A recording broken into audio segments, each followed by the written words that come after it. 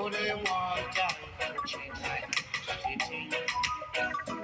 Musically, musically, musically. It's only one time to change my identity. Musically, musically, musically. It's a music race, commercial race, political race. It's a music race, commercial race, political race. So they want time to change my identity. Musically, musically, musically. So they want time to change my identity. Musically, musically, musically. My identity, my identity. Your work must be done. Your work must be done. Your work must be done. Your work must be done. We work in the east. We work in the west. We work in the north. We work in the south. We work over there. We work over here. We work everywhere. We work over there. We work over here. We work everywhere. So they want time to change my identity. Musically, musically, musically. So they want time to change my identity. Musically, musically, musically. Identity, identity. Who will stand up for the people? Musically, musically, musically. Who will stand up for the people? Musically, musically, musically.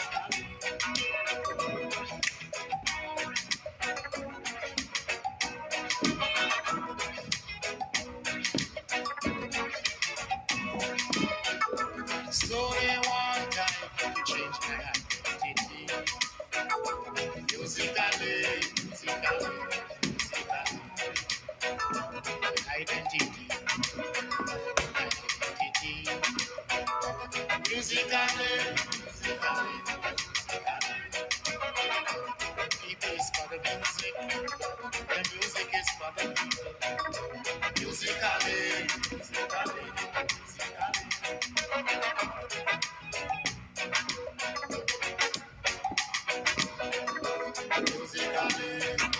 All right, guys, hello. So I want to talk to you guys about fighting. And remember the tripod I told you that broke? I didn't get another one to replace it. So I'm positioning my phone here. All right. I'm talking about fighting. These last few videos, I'm talking about fighting and finding your fight, finding how to fight, why to fight. You know, your why has to be yours. No one else can show that or expose that or tell you what your why is. You got to define it or you even redefine it for yourself. So fighting doesn't always involve fist fights, right? Knives and guns and anything else. Fighting can involve with the spirit. Fighting can involve blood, sweat, tears, prayers. So fighting your fight and finding your reason to fight is very important. And that's a part of in alignment with knowing what your purpose is. All right. So I got a story to share with you. Years ago, after the Peace Corps, I was on a whirlwind of events, of traveling a lot, just trying to find the next great thing to do. And still dealing with issues that I went through over and during my stay in West Africa, which is a beautiful place, beautiful people, good food. One of my things that after Peace Corps, I came back and I wanted to join the military. I wanted to be an occupational therapist in the military. I went to recruiting office and I was like, yeah, I want to enroll enlist. No, I want to come in as an officer. I already have my bachelor's in occupational therapy, and I really want to join the Army. When I was 17, I wanted to join the Marines. I went to my mom and my dad, also my mom, and my mom would not sign the paper. She's like, I was like, you signed it for my brother. Why can't you sign it for me?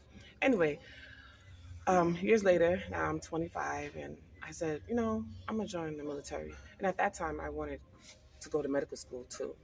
Anyway, so I basically went into the office. Yeah, I want to join, and they kept saying you got to enlist, you got to enlist. And I said, I don't have to enlist. I want to go to officer candidate school. I got a bachelor's, and I'm gonna join as an officer. They gave me so much hell. They said, come back tomorrow. Every time, come back tomorrow, come back tomorrow. So Monday, Tuesday, Wednesday, Thursday, come back tomorrow. The next week, then finally, the second week, I came back. I said, listen, you're wasting my time. You keep telling me to come back, come back, come back. And I said, this is not okay. And I said, this is not okay. If I came in from Manhattan and I was a different color, you would not be giving me this hell. You would not be telling me I can't join as an officer. So then I got fed up. A few choice words later, started cursing, talking to them in French, and just like, nah, I'm not having it. I'm going to join as an officer, and I'm going to be an occupational therapist, Army Medical Service Corps, and I'm going to Ranger School. They're like, you're not cut out for the Army, and you can't do it. They're going to chew you up and spit you out. And I said, they may do that. They may do that, and they're going to rate me too, and I still want to join. So they said, well, you're going to have to get a 110 on the ASVAB on the GT section. It's an ASVAB, which is a battery test of composite scores to give the military idea of your academic prowess. So I got a 110, and I said, all right, I got a 110. I could go in as an officer. And they're like, nah. So I said, listen, get the commander on the line right now. Get the commander on the phone, because you wasting my mother time. All right, because this is not right. This is not right, and this is why you can't meet your target, and you're about to lose. Listen, these folks in here, I'm gonna run everybody out, and you're gonna lose your target for today. I think it's at 4. I thought, but I'm not sure. They always change the hours. It's okay, babe. Don't worry. All right. So, listen, I would not have it. So the next day, you better believe they had the commander of the New York department. They had her come in, the New York office for the military come in, and she's like, yeah, I hear you want to join the military and you want to be an occupational therapist. She asked me why. She said you scored pretty high on your GT section, your ASVAB. You can pretty much choose any career, any MOS that you want. And I said, I know. And I gave the guys a look, the recruiting guys. I said, say something, and anyways, she was like, your BMI is really high and you have to lose weight. You have to lose 10 pounds. And she basically said I had to lose 10 pounds by next month. She said your BMI is high, and in order to be able to go to basic training and to get processing and everything, you need to lose 10 pounds and meet the target weight. So I didn't ask her, my BMI is high. Is this taking account for people who have big butts? Like, is this for Black people? And she was like, this is for everyone. This is an accurate assessment for everyone. And I was just thinking, like, I really, when I join, I'm going to have to do something about that, because it's not an accurate assessment. And mind you, that time I was like probably 142 pounds. And I'm 5'5" and 3/4. So I was a fairly good weight for my height, in my opinion. And big up to SFC Latoya Green, who had the military change the BMI requirements, or the testing, the way it was assessed. She conducted several studies and showed the accuracy of the BMI and how it unfairly targeted certain races. So there's a taping system that has to be done, and when that is not met, or when there's a flaw, or not even a flaw, when there's someone appeals the ruling of whatever their BMI is, they can have another assessment of taping done, circumferential taping. But the military gave me hell, and basically I just said, you know what? When I went to Fort Dix for processing, the lady said, sign here by the X. And I said, okay. And I just picked up the pen and I looked at the X and I just kept asking myself, you sure you want to do this, Trish? You sure you want to do this? The lady came back a second time around and she said, sign here by the X. You got to sign here in order for us to put you in the next class that's going for basic training. And I said, I looked up to her, I looked in her eyes and said, thank you so much for your courage and for your service. They gave me so much hell coming to this point to even try to enroll or come in as someone, utilize my degree and everything. And they gave me so much hell. So I can't even imagine what they're going to put me through once I sign this. And I said I declined and I just left. And on the bus ride home, I was just like, I got to find something else because the military don't want me, then fine.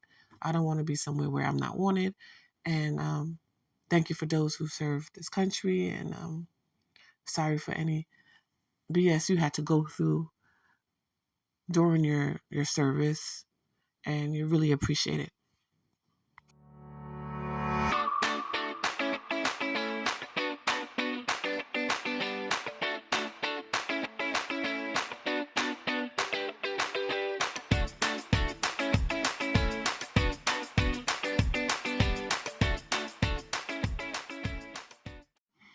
So I say all this to say, people, find your fight and fight hard, but also know that in the midst of everything, know when to pivot, know when to find another fight, terminate whatever you have done, get some rest, and come back stronger,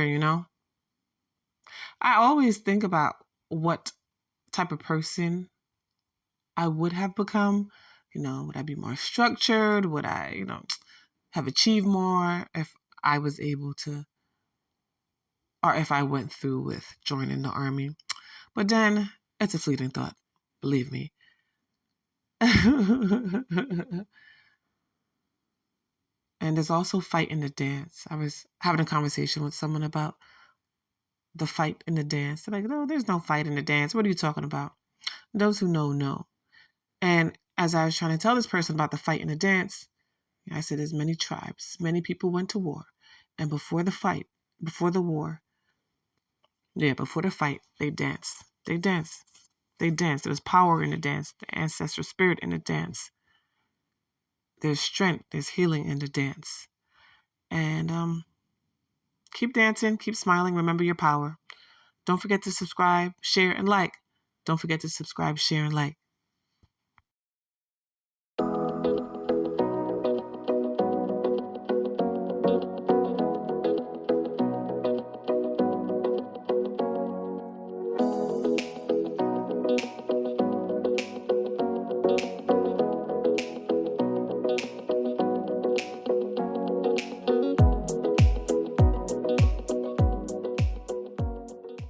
So please feel free to leave a comment and tell me how you plan on fighting, or how you plan on resting, or if you plan on fighting at all. I was looking at this guy who kept walking past by. He's on the spectrum, but he walks in and out and around the gym like he owns the gym. It's funny, as you should walk around, but just lost and looking confused sometimes. Maybe that's how I look too. Anyway, yes, thank you for watching. And like I said before, just maintaining, not doing anything too crazy. I'm sure my back will be hurting after that lovely dance I did, but it's fine. That's one of my favorite songs, Identity by Burning Spears.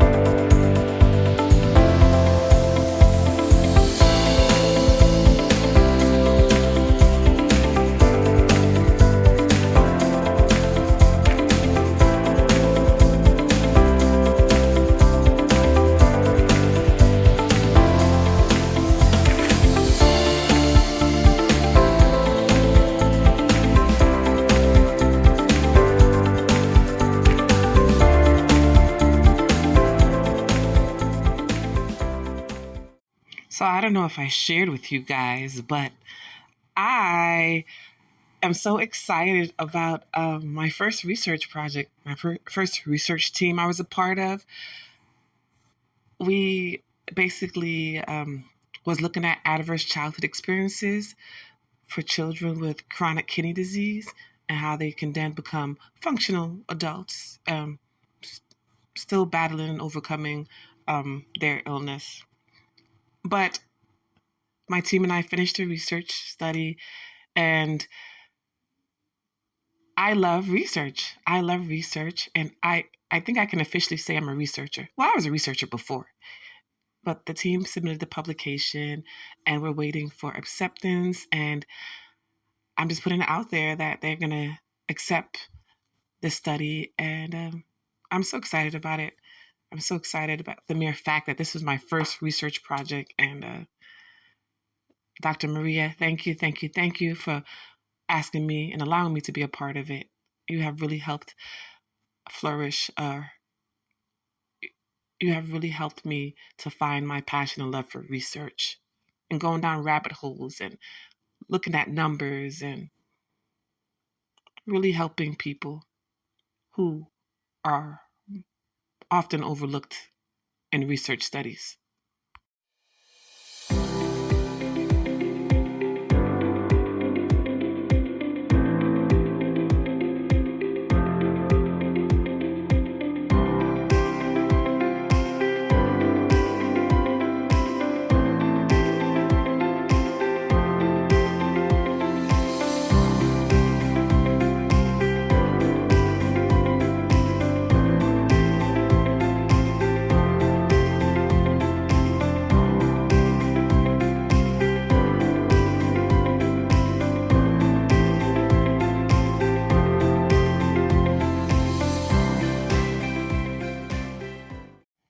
So thank you, thank you, thank you for watching. Remember your fight, remember your power, and don't forget to share, subscribe, and like. Take care of yourself.